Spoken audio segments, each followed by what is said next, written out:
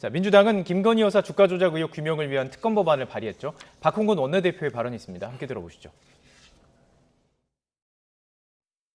민주당은 특검법에 주가 조작 의혹부터 코바나 콘텐츠 의혹까지 모두 포함하겠습니다. 무엇보다 범야권이 뜻을 모아야 합니다. 특검이 늦어지면 늦어질수록 검찰 스스로 그동안 입증했듯이 김건희 여사에게 면죄부를 줄 시간만 벌어주는 것입니다.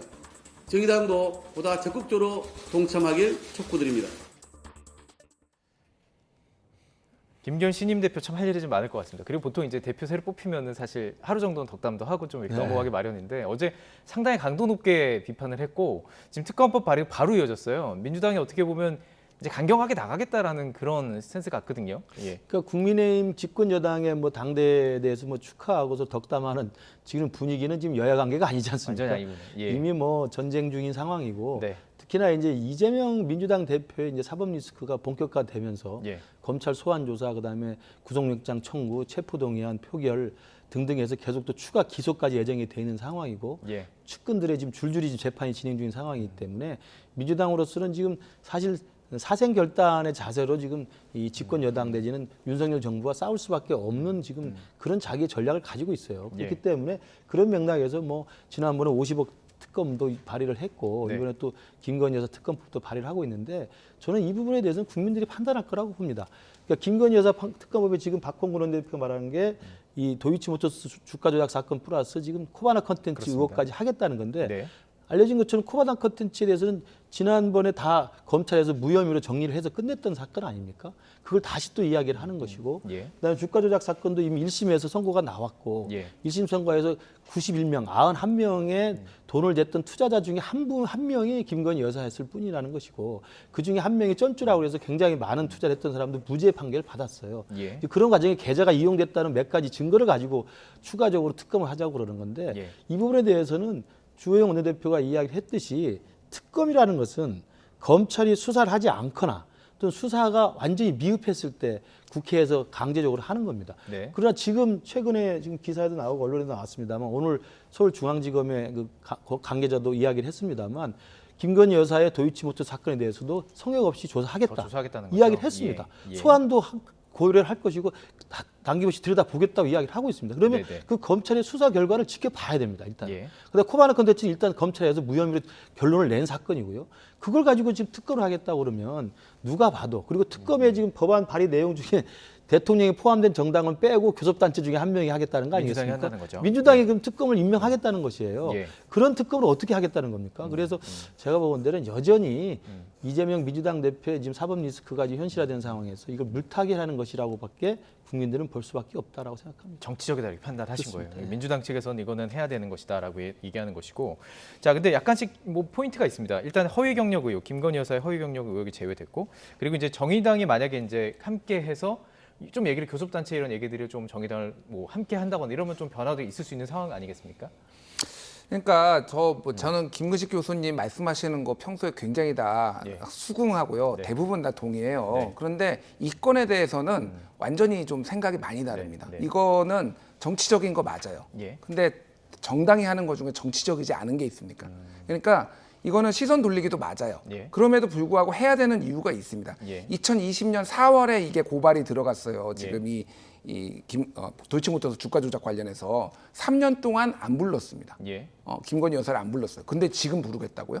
3년 동안은 뭐 했나요, 그러면? 그러니까 검찰은 침대 축구하고 있었어요. 계속 누워 있었습니다. 예. 계속 누워 있고 왜 안 부릅니까? 그럼 검찰은 이미 신뢰를 잃었어요. 그래서 이 건에 대해서는 신뢰를 잃었기 때문에 그리고 도이치모터스 정당성 얻었다. 예. 전주 중에 한 명이라고 하는데 그냥 전주가 아닙니다. 이미 검찰이 재판 중에 이미 다 나와 권은수 회장 등등해서 재판 중에 다 나왔잖아요. 바로 전화해가지고 매도하라고 하니까 바로 매도가 돼가지고 이게 그냥 전주가 아니라 예. 밀접하게 그 2단계, 1단계, 2단계 중에 2단계에서도 밀접하게 지금 연관이 돼 있다라는 게 거의 증거로 다 나와 있습니다. 예. 그거 조사했던 검사들은 다 지방으로 뭐 좌천이든 발령받았다가 지금 해외 연수 다 해외 보내버렸어요. 연수를 다 가고. 예. 보내버렸어요. 그런 거 왜 밝히지 밝히느냐 거의 징계성 물론 영전으로 보이는데 그러니까 이거를 안 할 이유가 없고 국민 여론도 굉장히 높습니다. 네. 그러니까 이거가 물타기든 뭐든 그게 중요한 게 아니라 국민의 3분의 2 이상은 이거를 밝히기를 원해요. 그게 예. 이재명이 됐든 뭐 누가 됐든 하여간 죄가 있으면은 제대로 수사를 받고 해야 된다라는 겁니다. 그래서 정의당도 심지어는 기다리겠다는 정의당도 못 기다리고 검찰 못 믿겠다라고 한 거잖아요. 예. 그러니까 이거는 뭐 합리적으로 풀어 나갈 겁니다. 예. 알겠습니다. 지금 이 안에 대해서는 사실 우리가 오랫동안 얘기를 해왔으니까 그건 좀 넘어가고요. 그러면 이 안이 어떻게 진행이 되느냐 이게 이제 좀 저희가 좀 포커스를 맞추고 싶은데요. 자, 일단은 이 특검법이 사실은 소속 의원 전원의 이름으로 발의됐던 것이 지난번이었는데 이번에는 15인 15명만 지금 이름 발의가 된 거죠. 이게 조금 의아하다라는 얘기도 있어요. 이거 혹시 민주당이 분열된 거 아니야? 이런 의견도 있고 이것과 관련해서 의견이 달랐던 것이 아닌가 이렇게 얘기도 있고요. 뭐 그런 것 같아 보이지는 않고요. 이제 네. 발의라는 건 꼭 숫자가 전원이 다 서명해서 해야 될 필요가 있는 건 아니니까요. 예. 그 발의에 필요한 수만 채우면 되는 거니까 저는 그걸 가지고 큰 의미를 둘 필요는 없다. 일단은 민주당 스스로가 박홍근 원내대표가 말했듯이 예. 지금 이 특검법을 계속 정면 돌파해서 밀어붙이겠다는 의지를 갖고 있기 때문에 네. 거기에 169명이 서명했던 15명이 서명했던 저는 그건 중요한 건 아니고 저는 잘 민주당 내부 사정은 모르겠습니다만 저는 예. 기술적 문제일 거라고 생각을 합니다. 아니면 네네. 실무적 문제이거나. 예. 그래서 그건 중요하지 않고요. 우리 김준열 에디터가 말씀하신 것처럼 이 도이치모터 사건에서 의혹이 제기된 건 맞습니다. 네. 그러나 그것이 91명의 투자자 중에 한 명이라는 것과 예. 그중에 가장 큰 전주가 한 명이 기소가 됐는데 네네. 그 사람이 무죄 나왔다는 건 팩트이고요. 예. 그다음에 이제 계좌를 해서 전화해서 주문하라는 것은 계좌를 빌려준 사람이 당연히 전화 주문을 하게 돼 있죠. 근데 그것을 조작 사건에 의도적으로 알면서 조직적으로 개입했는가 하고 내가 계좌를 빌려주고 돈을 넣었기 때문에 예. 그때 주문이 들어오면 예. 그 증권회사 직원이 전화했을 때 이렇게 주문해도 되겠습니까? 그럼 그렇게 하라고 하세요. 라고 했던 것이 정말 주가 조작 사건의 주범이 되는 것인지는 예. 그 판단을 해보면 되는 문제입니다. 그리고 3년 동안 소환을 하지 않았다고 그러는데 한동훈 법무장관이 국회 나와서 밝혔습니다만 서면 조사를 한 것으로 확인이 됐고요.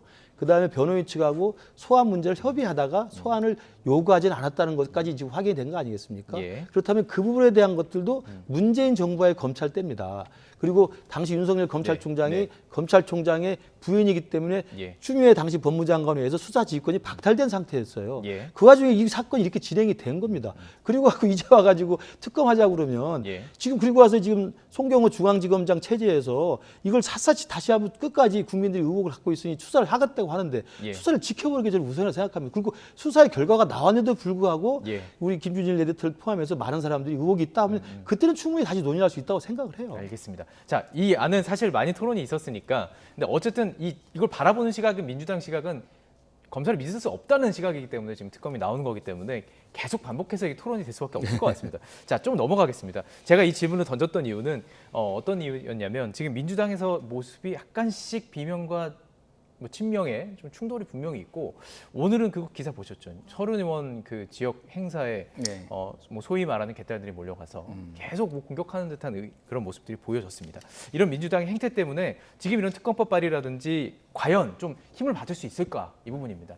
이렇게 뭐- 얘기하셔도 이제 도이치모터 얘기하실 거죠? 아닙니다. 아닙니다. 그거는 아까 전에 이제 네. 김문식 교수님이 얘기하신 거에 대해서 제가 논리로 이제 말씀드린 거고요. 예. 중요한 거는 뭐 특검법에 대해서는 민주당 의원들이 별로 이견이 없어요. 네. 이거에 대해서 특검법이 비명과 친명의 이견이 있는 게 아니기 때문에 예. 그 부분은 전혀 문제가 없을 것 같고요. 예. 그리고 그 이제 서른 의원한테 찾아가거나 김종민 의원한테 찾아가거나 네. 사실 숫자로 보면은 한 줌밖에 안 됩니다. 예, 한 그치? 줌. 한 줌, 저는 한 줌이라고 봅니다. 네. 그렇게 적극적으로 하시는 분들, 그분들은 자중을 하셔야 되고요. 예. 너무 언론이 그걸 뭐 집중할 필요도 없습니다. 그러니까 부정선거 음모론 믿는 국민의힘 당원이 몇 명이나 되겠습니까? 그거에 너무 집중할 필요가 없듯이 저분들의 분란적 행위에 대해서도 너무 집중할 필요는 없어 보입니다. 예. 자, 이 와중에요. 지도부가 이제 비명계 끌어안기라고 얘기를 하죠. 이제 박홍근 대표가 민주당계 소속 이원욱 유현창 의원과 만찬 회동 지금 하고 뭐 이렇게 계속 만남을 해가고 있습니다. 어떻게 보세요? 이 모든 문제들이 봉합이 잘 이루어질 수 있을지. 어쨌든 지금 민주당에서 하나 힘으로 가야 되는 건 상황 아니겠습니까? 저는 근데 지난번 체포동의안 표결에서 이제 30표 이상이 이제 이탈된 건 사실 아니겠습니까? 네. 그리고 그 뒤에 이제 개딸들을 중심으로 한 이제 극렬 지지층에서 이제 이 이탈표를 찍은 사람들에 대해서 아주 대놓고 뭐 색출, 뭐 반란, 진압, 타도 뭐 이렇게 이야기를 하고 있는 험악한 분위기고요. 예. 그다음에 비명계 입장에서도 이걸 지금 물러설 수가 없는 상황이라고 저는 생각을 해요. 그러니까 네. 이미 이제 이재명 대표를 중심으로 한 친명계와 그다음에 비명계는 내년 총선을 앞두고는 사실은 저는 접점을 찾기가 어려워진 상황이라고 봅니다. 오히려 접점을 찾으려고 했으면 이번에 체포동의안 표결을 앞두고 물밑에서 충분한 논의가 이루어졌을 거라고 생각해요. 예. 그게 실패했기 때문에 예. 저는 이 사상까지 왔다고 생각을 합니다. 예. 그럼 이 정도까지 와서 감정의 골이 깊어지고 있는 상황에서 예. 만나가지고 이 문제를 풀 수 있는 방법은 딱 한 가지 말고는 없죠. 이재명 대표가 어떻게든 그 비명계의 요구에 일정 정도 수용하는 자세를 보인다면 타결이 되지만 예. 비명계 요구 이재명 대표가 끝까지 모르쇠로 일관하면서 예. 끝까지 내가 1심 유죄 판결 나오고 대법 판결 날 때까지 대표직을 내려놓지 않겠다고 고집을 부리는 한에 있어서는 예. 절대 이 친명계와 비명계의 갈등은 봉합될 수 없다. 이건 저는 구조적인 문제입니다. 왜냐하면 내년 총선을 바라보는 시각이 다르기 때문에. 네. 그리고 총선은 눈앞에 있는 것이고 예. 현역 의원들은 총선에서 당선이 제일 절대절명의 목표 아니겠습니까? 예. 이제 그러면서 물러설 수 없는 양보 없는 싸움이 되고 있기 때문에 예. 저는 뭐 박홍근 원내대표가 민주당 의 길에 그 대표 의원들을 만나서 밥 먹는 건 밥 먹는 거고요. 예. 그러나 그 문제를 해결할 수 있는 그 키를 쥐고 있는 건 이재명 대표 본인이다. 이제 그런 말씀드립니다. 어제 이제 신임 김기현 자꾸 원내대표라고 죄송합니다. 저는 신임 대표입니다. 입에 붙어서 그랬던 것 같은데요. 자, 김기현 신임 대표가 이재명 대표를 뭐 당장이라도 만나겠다, 내일이라도 만나겠다 얘기했어요.